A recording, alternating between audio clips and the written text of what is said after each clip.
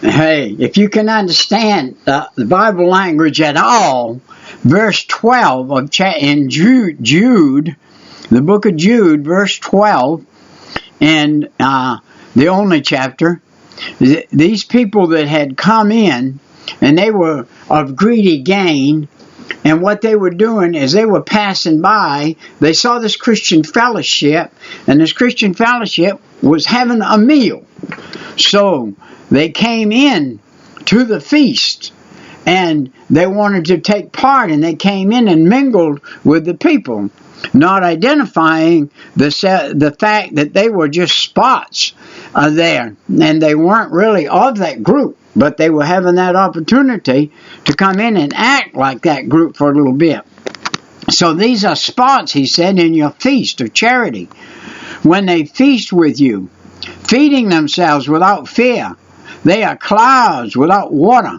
They are carried about of the wind of trees, whose fruit withereth, without fruit, twice dead, plucked up by the roots. He's saying, you need to recognize these people, and you need to either win them to the Lord or remove them from the feast.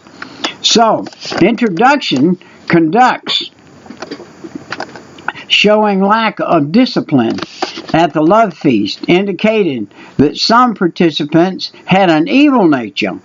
They were not only dead, but double dead, pulled up by the roots to be burned. The purpose of the love feast, the fellowship of Christians, provide food for the hungry, growth in development for Christian graces, and this is Christ likeness, learning to be more like Christ. Christ likeness, the privilege of the love feast, to show what Christians are, brothers in Christ. By supplying a need, they would love each other more, all equal at God's table. No one should be embarrassed. Error crept into the love feast. Small groups kept off to themselves, having no fellowship with others. Some acted like gluttons and became rude, loudmouthed, and show-offs. Others became drunk, showing rebellion against God. What is the conclusion of the matter? Follow only what is good, proving you are God's children.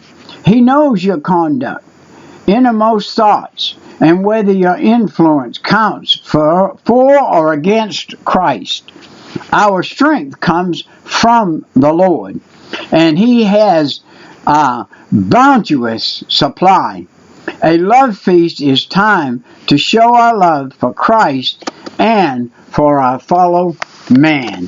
So when we get together doing something spiritual in a spiritual setting, we need to be sure that we keep Christ the eminent thing first, and He's the one that counts. If somebody's there who does not believe that, they do not belong there. You must win them. You must tell them they have got to be won to Christ. They have to first accept Him before they can join in that particular feast.